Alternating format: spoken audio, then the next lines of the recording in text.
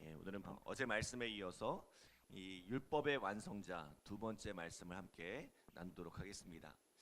자, 예수님께서 하나님의 아들 그리스도이신 이유는 그분이 율법의 완성자가 되시기 때문이라고 했습니다. 이 율법을 폐기하는 자가 아니고 율법의 본질을 일깨워 우리로 하여금 그 율법을 바르게 지킬 수 있도록 인도하시는 분이라는 거예요. 앞서 예수님은 기복에 빠져서 하나님과 신앙까지도 팔아먹는 이들에게 진정한 복이 무엇인지를 가르쳐 주셨습니다. 그리고 더 이상 종교인으로 살지 말고 세상의 빛과 소금이 되어 세상에 선한 일을 행하는 진정한 하나님의 사람이 되라고 말씀하셨습니다. 자, 이어지는 오늘 본문에서는 예수님께서 마음에 관한 이야기를 하고 계십니다. 사실 율법의 많은 것은 우리의 행위에 기초하고 있습니다. 무엇을 해야 하고 무엇을 하지 말아야 한다고 말씀합니다. 때문에 사람들은 눈에 보이는 그 행위를 따라 그 사람을 판단하고 또 그 행위를 따라 그 사람을 의롭다 하거나 혹은 그 사람을 정죄하기도 합니다.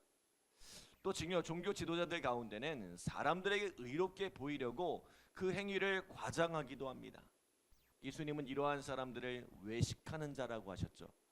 그러나 율법의 진짜 관심은, 율법의 본질은 사람의 마음에 있다는 거예요. 사무엘상 16장 7절에 보면 이런 말씀이 있죠. 여호와께서 사무엘에게 이르시되 그의 용모와 키를 보지 말라. 내가 이미 그를 버렸노라.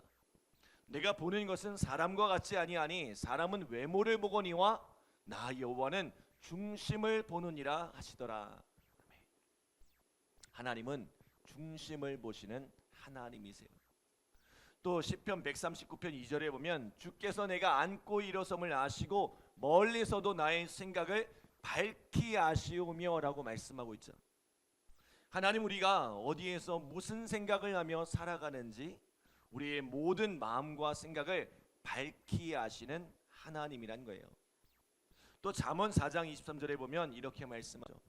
모든 지킬 만한 것 중에 무릇 내 마음을 지키라. 생명의 근원이 이에서 남이니라. 이 신앙의 본질은 그 마음을 지키는 것에서부터 시작한다는 거예요. 그리고 마태복음 12장 35절에도 보면 예수님께서 이렇게 말씀하시죠. 선한 사람은 그 쌓은 선에서 선한 것을 내고 악한 사람은 그 쌓은 악에서 악한 것을 내느니라. 우리가 우리의 삶을 아무리 아름답게 포장하고 그럴싸하게 행동할지라도 결국은 우리의 마음에 있는 것들이 우리의 삶을 통하여 다 드러나게 되어 있다는 것입니다. 그러므로 우리가 율법을 온전히 지키고자 한다면 우리의 행위를 바꾸는 것도 필요하지만 우리의 마음을 바꾸는 것에서부터 시작해야 한다는 것입니다. 하나님께서 왜 우리에게 이러한 율법을 주셨는지 그 본질적인 마음을 깨달아 안 것에서부터 시작해야 한다는 거예요. 오늘 본문에는 세 가지를 말씀하고 있는데요. 첫 번째로 예물을 드리기 전에 그 마음에 거리끼는 것이 있다면 그 전에 그 마음의 문제를 먼저 해결하라는 것입니다. 당시 유대인들에게 있어서 하나님을 섬기는 일 혹은 안식일을 지키거나 제사를 드리는 일은 모든 것에 있어서 최우선에 속하는 일이었습니다. 이것은 그 어떤 것으로도 침해당해서는 안 되는 일이었습니다. 자, 그런데 오늘 예수님은 그것보다 우선해야 할 일이 있다는 거예요. 바로 우리의 마음을 다스리는 일입니다. 특별히 형제 간의 다툼, 미움에 관한 문제가 있으면 먼저 그것을 해결하라는 거예요. 마음의 분노, 미움, 원망과 같은 것이 쌓여있는 상태로 예배하면 그 예배는 하나님이 받지 않으신다는 거예요. 창세기 4장에 보면 하나님께서 아벨의 제사를 받으시고 가인의 제사를 받지 않으십니다. 그 이유가 뭘까요? 아벨의 제사는 피의 제사를 드렸고 가인의 제사는 피의 제사를 드리지 않았기 때문이라는 견해도 있습니다. 또 다른 견해는 제사를 드리는 가인의 마음이 온전치 못했다는 거죠. 창세기 4장 7절에 보면 내가 선을 행하면 어찌 낯을 들지 못하리요 선을 행하지 아니하면 죄가 문에 엎드러져 있느니라. 죄가 너를 원하나 너는 죄를 다스릴지니라 라고 말씀하세요. 가인의 마음에 이미 꿈틀거리는 죄가 있었다는 거죠. 이 일로 가인은 아벨을 쳐 죽였으나 이미 가인의 마음에는 아벨을 향한 질투와 미움으로 가득하지 않았을까 추측할 수 있습니다. 하나님께서 가인의 예배를 기뻐받지 않으셨던 이유입니다. 때문에 오늘 예수님은 뭐라고 말씀하세요? 우리 23절, 24절 함께 읽겠습니다. 그러므로 예물을 제단에 드리려다가 거기서 내 형제에게 원망들을 만한 일이 있는 것이 생각나거든 예물을 제단 앞에 두고 먼저 가서 형제와 화목하고 그 후에 와서 예물을 드리라. 아멘. 자, 예물을 드리러 가다가 내 마음에 거리낌이 있다면, 형제와의 다툼으로 마음에 분노, 미움, 원망이 있다면 그 전에 먼저 그 형제와 화해하라는 거예요. 왜요?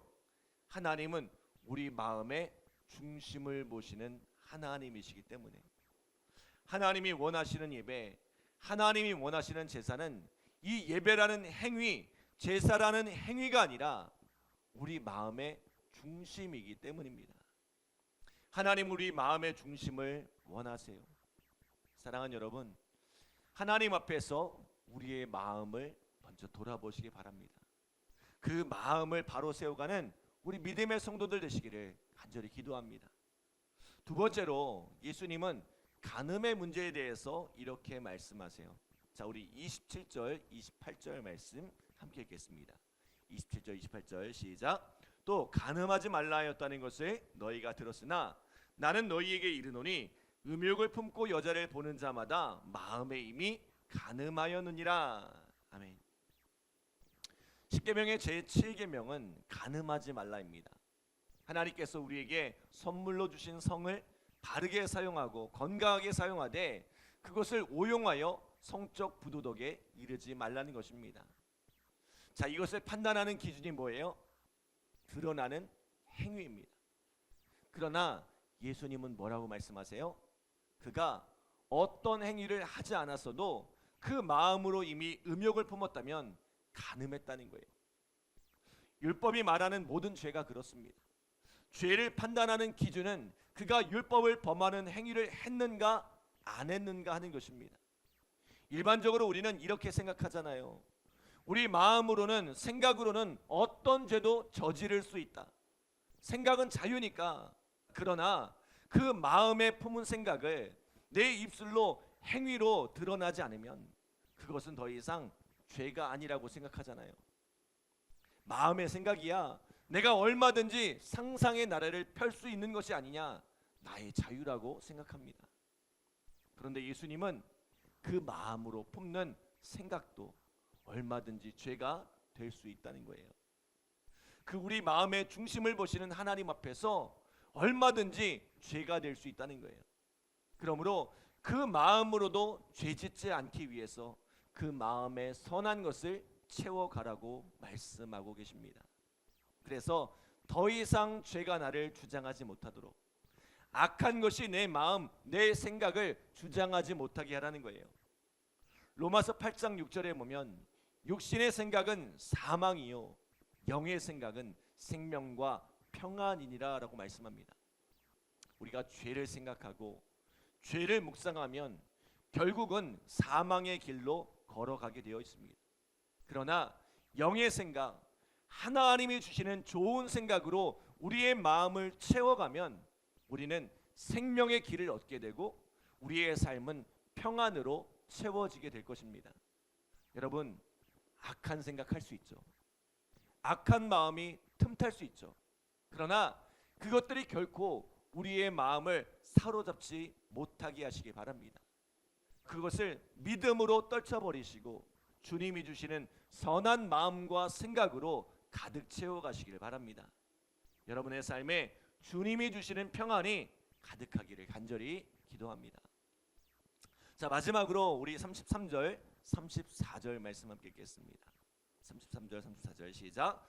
또 옛사람에게 말한 바 헛 맹세를 하지 말고 내 맹세한 것을 주께 지키라 하였다는 것을 너희가 들었으나 나는 너희에게 이르노니 도무지 맹세하지 말지니 하늘로도 하지 말라. 이는 하나님의 보좌임이요. 아멘. 자, 예수님께서는 도무지 맹세하지 말라고 말씀하세요. 자, 무슨 이야기입니까? 하나님 앞에서 신실한 마음을 지켜가라는 거예요. 지키지도 못할 약속을 남발하지 말라는 것입니다. 당시 유대 사회에는 맹세에 대한 복잡한 규정이 있었습니다. 그래서 어떤 맹세는 반드시 지켜야 하지만 또 어떤 맹세는 지키지 않아도 되는 맹세가 있었어요. 아마도 이러한 규정을 이용해 헛된 맹세를 남발하는 이들이 있었던 것 같습니다. 지킬 생각도 없이 거짓된 마음으로 사람을 속이는 거죠. 혹 지킬 마음이 있다고 한들 사람의 일은 사실 앞을 알 수가 없는 거잖아요. 반드시 그 약속을 지키려고 했지만 내 상황과 여건이 도저히 지킬 수 없는 상황으로 바뀔지도 모르는 일입니다. 여러분, 말씀하신 바를 반드시 이루실 수 있는 분은 하나님 한 분밖에 없습니다.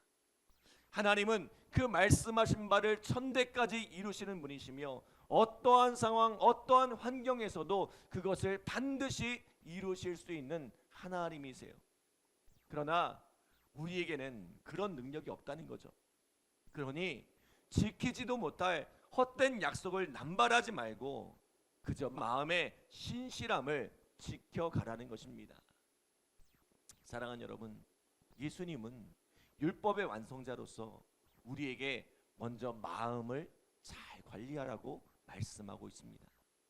먼저는 형제와 우애하는 화목한 마음을 가질 것과 죄를 멀리하는 마음과 생각으로부터 죄를 멀리하되 마음과 생각으로부터 그것을 끊어내고 하나님과 사람 앞에서 신실한 마음으로 살아갈 것을 말씀하고 있습니다.